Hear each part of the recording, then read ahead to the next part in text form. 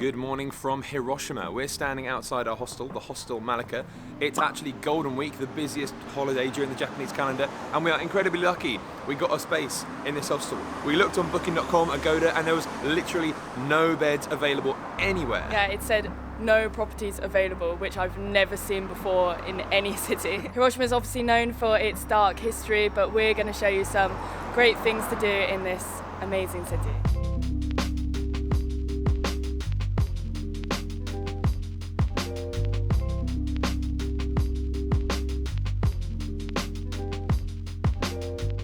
Got some breakfast, got me a coffee, espresso, and lemon flavoured chicken bits. Konbinis in Japan are really useful for sort of quick breakfasts. You get lots of snacks and stuff. Not the healthiest. Not the healthiest, but they're everywhere and they're cheap.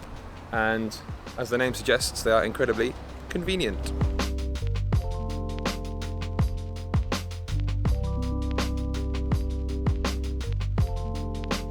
This is the south entrance to the Hiroshima Peace Park, and behind me is this building, which is the Hiroshima Atom Bomb Museum.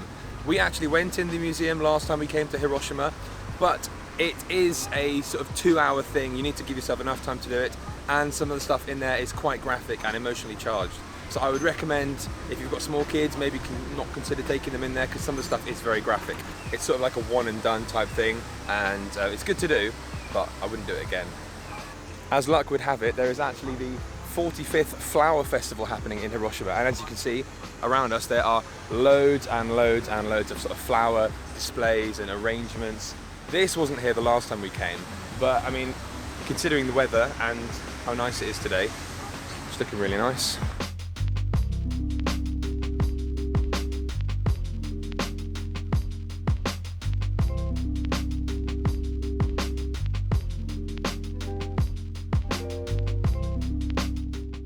The queue today to get into the museum is so long. It goes all the way around twice. It would definitely take hours and hours. It's probably because it's Golden Week, but I have heard actually that you can queue for quite a long time on a weekend, but I've never seen the queue this big. I just asked one of the ladies holding the sign at the back of the queue how long it was. She said an hour and a half. It's a long.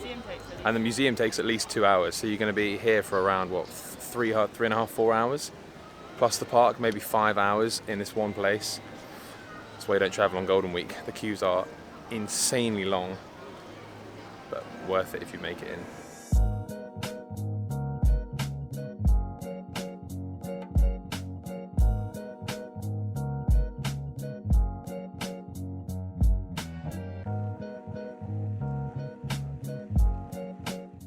So once you've gone past the museum, you're then in the Peace Park, which is full of memorials for people that died during the atomic bomb. But it's actually just a really nice park to be in as well. It's got lots of nice features and wildlife. It's very nice and peaceful. Yeah, as the name suggests, it is peaceful. It's also absolutely enormous. It covers a whole sort of top end of one of the sort of inner city islands that Hiroshima's built on.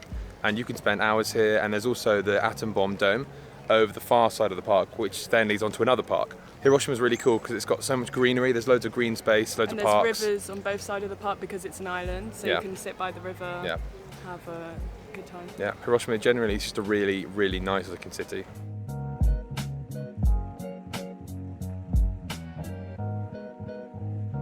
While there are lots of memorials all around this park, people clearly come here just to relax and enjoy the greenery as well. There's lots of benches everywhere. It's a very nice, relaxing place to be, to get a bit of peace in the Peace Park.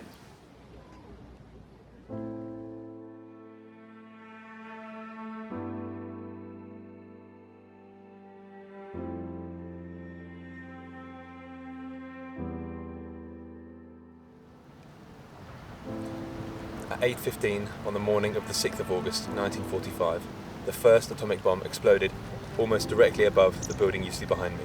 The Genbaku Dome in Japanese, or Atomic Bomb Dome, is one of the only buildings that survived the initial blast. Over 69% of all the buildings in Hiroshima City were destroyed in one instant, with over 70 to 80,000 people dying in one moment alone. The Hiroshima City Council has decided to indefinitely preserve this building in the state it was in 1945, in moments after the blast, and it serves as a reminder of the horrors of nuclear weapons. Hiroshima now acts as a city of peace and does everything it can to end the use of nuclear arms.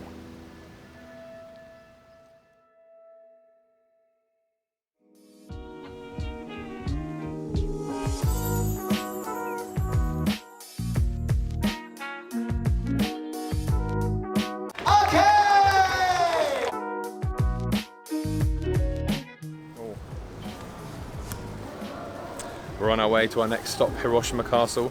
Ashley's just stopped to get some sort of sweet treat, and it turns out it's not chocolate, it's oyster. Oh yeah, this one. Do you like oyster? She's been complaining loads about the oyster. It's all gritty. I thought it was mushroom. Oh, right, it's green. I could see it up ahead actually. We'll catch up with you there.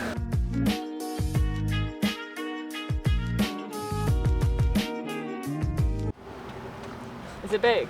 Get it? It's still there. Oh god, this is really in your hair now. Get it out! Stop moving, I can't. Stop flicking it, you're flicking it in. It's gone, it's gone. What was it? It's a beetle of some sort, a beetle. Well, that's alright. As long as it's not like a bee.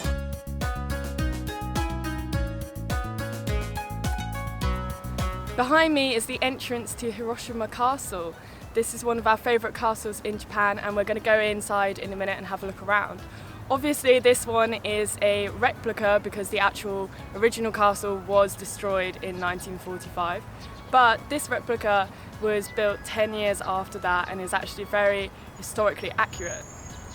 One of the main reasons why we like this specific castle is because in the moat down here they have a number of really vibrant koi fish. Now we love our koi fish in Japan, and quite typically they're not as bright as they are here, but these ones are easily the best we've seen in the entirety of Japan. They're super vibrant.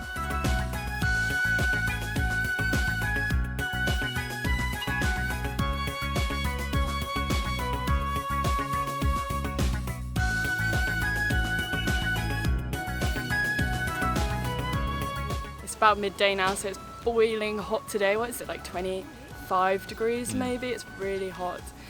So just having a little break before we get to the castle.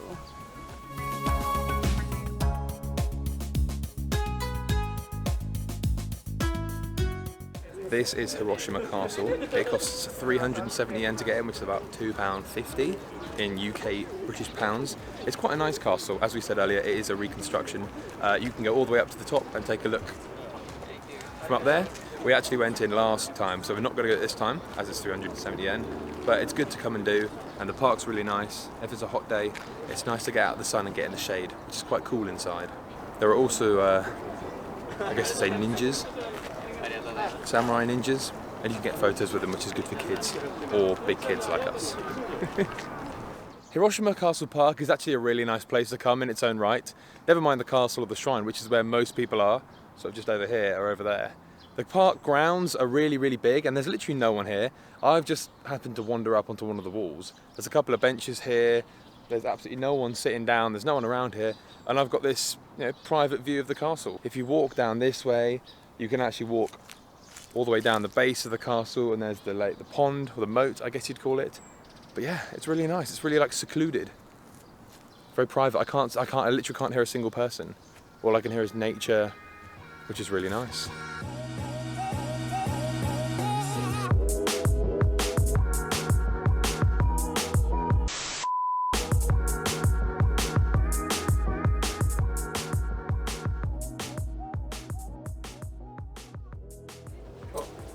Thank you, Thomas.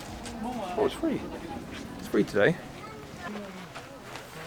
How nice is that? Because it's Golden Week, they've given us the tickets for free. I'm not sure how much it is normally. I'll have to check. I'll put it up on the screen here. But today, and because of Golden Week, these tickets were absolutely free. How nice is that? Let's take a look.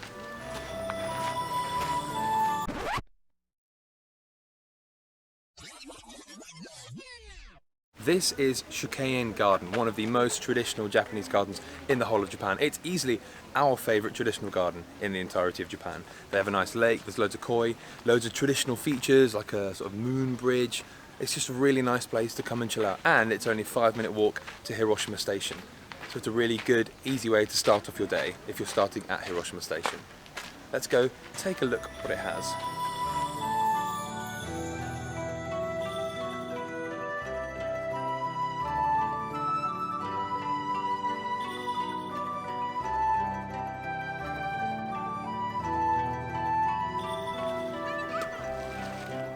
I absolutely love these gardens. They're so peaceful, so Japanese. It's got like loads of little pools, full of koi fish, loads of bridges you can walk over. There's so many people here in kimono.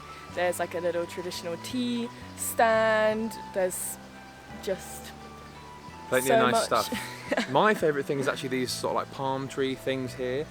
I don't know what it is about them, but they're like super nice. They're not really big palm trees. I'm sure if you know botany, again, in the comments, let me know exactly what this sort of tree is, but I really like it. My favourite is these, like this, and this one. It's like a weeping willow sort of vibe. Not whomping, weeping. Anyway, we came here before and we fed the fish and it was very, very fun.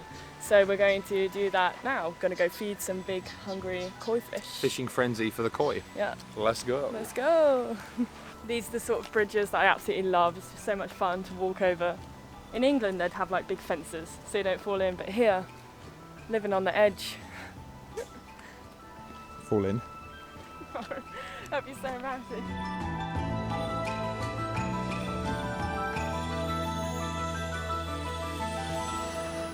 I actually heard about this sort of koi fish the other day. Apparently it's super rare and expensive because it looks like the Japan flag with the red on the top of the head and white body.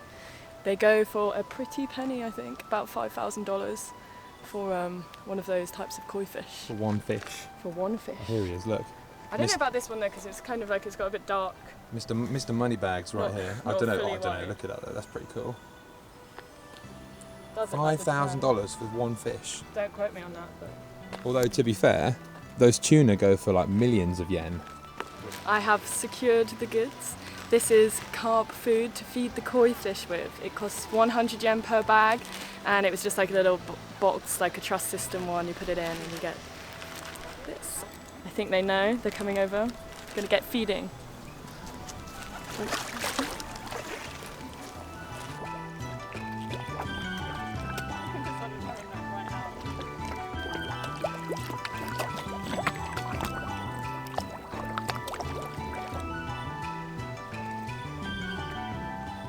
This mound behind me represents Mount Fuji, which is typical in Japanese gardens that they have a mound and they have a mound. It's typical of most Japanese gardens that they will have a mound that represents Mount Fuji somewhere within the garden. Fun fact.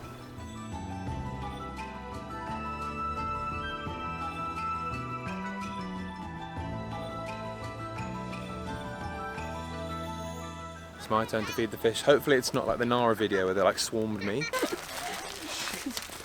But those were deer, these are fish. Okay. Look, they already know. I like this one, it's like gold. Don't the gold ones go for really like expensive ones as well? I'm not sure. Ready? No.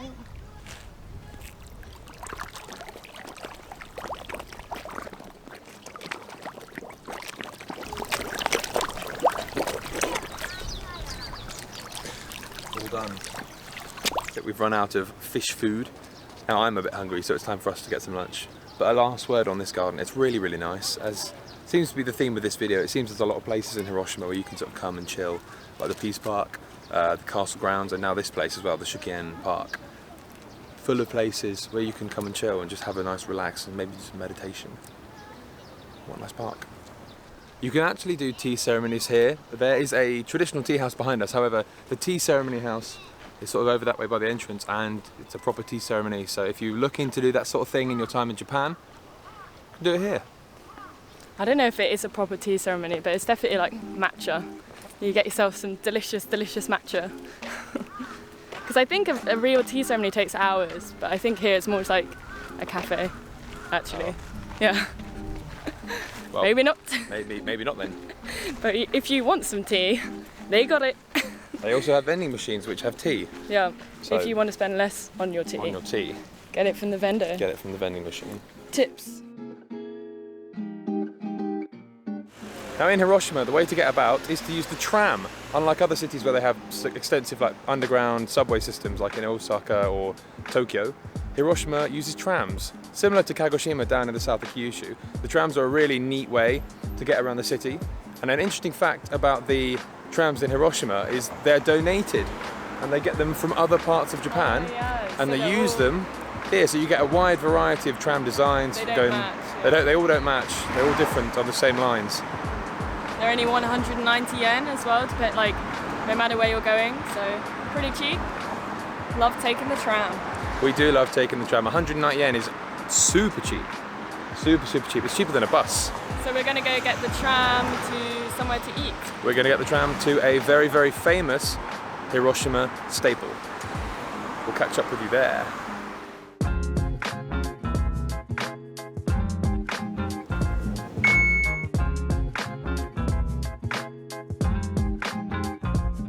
This is one of the older trams. It's quite nice. It's very retro.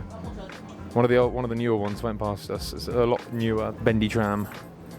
But these ones are very nice. It was only 1:30.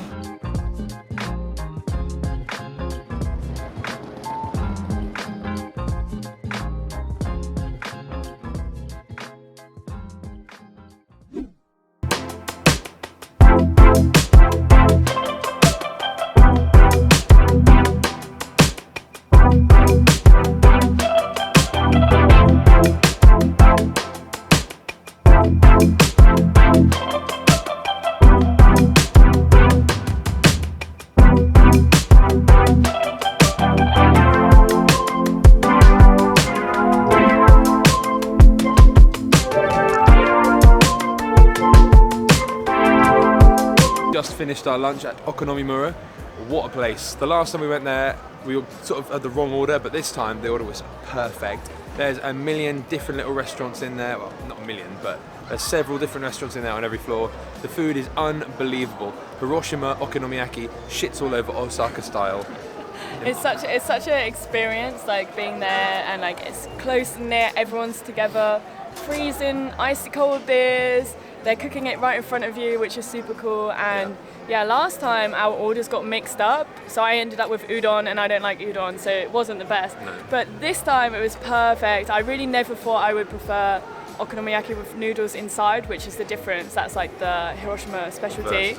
Osaka. Yeah, Osaka doesn't have the noodles. Yeah. So I never thought I would like it more, but now maybe I'm reconsidering my okonomiyaki preference. It was really good. Hiroshima style is the best. So filling though with the noodles. Like I was full halfway through. Like couldn't eat that whole thing. It's a lot of carbs. So many other people like came and went while we were there, and they're just like eat. Smashed it. They smashed it. They fully like inhaled that food. And we're there so hot as well because it's on like a stove, so it's boiling. It's good stuff. But yeah, Okonomimura, the Must place come. to go. Yeah. You have to go. I would say it's possibly the number 2 thing to do after Peace Park. Yeah, of course. Number 2 thing to do after Peace Park. But you have to do it. It does definitely look better at night. We wanted to come to make sure it wasn't too busy in the day, but usually we would go at night as well. I think it shuts at 9 p.m. Anyway, now we're going to go to a building that overlooks the Peace Park. Hopefully we get some nice views. Maybe even a bit of sunset. Yeah, we'll see. Wow.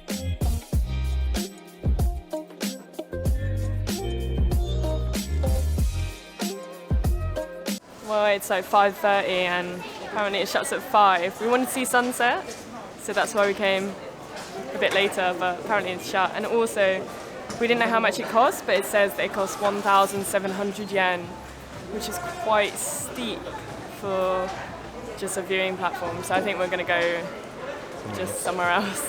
So let's go somewhere else.